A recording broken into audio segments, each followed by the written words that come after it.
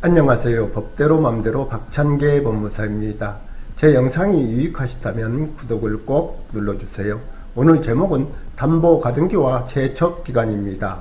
가등기는 소유권, 지상권, 전세권, 저당권 등의 설정, 이전, 변경 또는 소멸의 청구권을 보존하거나 그 청구권이 시기비 또는 정지 조건부인 때와 그 밖에 장래에 확정될 것인 때에 할 수 있는 부동산 등기의 일종입니다. 이러한 가등기에는 청구권 보존 후 가등기와 담보 가등기 등이 있습니다. 소유권 이전 청구권 보존 후 가등기는 매매 예약을 한 후 소유권 이전 청구권을 확보하기 위한 가등기이고, 담보 가등기는 채권 담보를 위하여 채권자와 채무자가 대물 변제 예약을 하고 이행기에 채무 변제가 없을 경우 소유권 이전 청구권을 확보하기 위한 가등기입니다. 채권자가 담보 가등기에 의한 본등기를 통해 담보 목적 부동산의 소유권을 취득하기 위해서는 채권 후 변제기 후에 담보 목적 부동산을 가액에서 채권액을 뺀 금액, 즉 청산금 평가액을 채무자 등에게 통지하고 그 통지가 채무자 등에게 도달한 날부터 2개월, 즉 청산기간이 지나야 합니다. 가등기는 부동산 등기상 증명서에 등기의 목적을 소유권 이전 등기 청구권 가등기로 하여 등기 원인을 매매 예약으로, 또는 등기의 목적을 소유권 이전 담보 가등기로 하여 등기 원인을 대물 반환 예약으로 기입됩니다.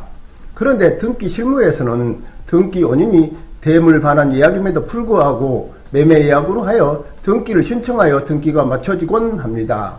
즉 대물 반환에 관하여는 채권자와 채무자 사이에 별도로 계약에서 정하기 때문에 매매 예약을 원인으로 등기하는 것입니다.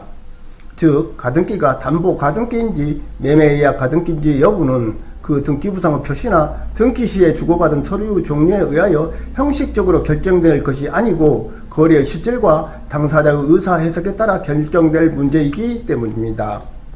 이 가담씨는 김채무씨에게 2006년 5월 1일 5억 원을 빌려주면서 김씨와 5년 이내에 돈을 갚지 않을 경우 채무 변제에 가름하여 김씨 소유 그 당시 시가 6억 원 상당의 인천 서구 논현동 1번지 대물아파트 101동 1004호 아파트 소유권 이전을 받기로 하는 대물 반환 예약을 하였습니다. 그 2006년 5월 2일 김씨 소유 아파트에는 등기 목적을 소유권 이전 청구권 가등기, 등기 원인을 매매 예약으로, 가등기 권자 이 가담으로 하여 가등기가 맞춰졌습니다. 이 가담씨는 2012년 1월 5일 가등기 담보 등에 관한 법률이 정한 바에 따라 김채무씨에게 이 아파트 시세평가액 9억 원에서 채무 원리금 7억 원을 뺀 2억 원을 청산금으로 통지하면서 김씨는 2억 원을 지급받은과 동시에 자신에게 이 아파트 소유권을 이전해 달라는 내용 증명을 보냈습니다. 김채무씨가 내용 증명을 받은 지 2개월, 즉 청산기간이 지났음에도 무대응하자 이 가담씨는 김씨를 피공탁자로 하여 청산금 2억 원을 법원에 공탁한 다음 김씨를 상대로 가등기에 기한 본등기 절차 이행의 소를 제기하였습니다.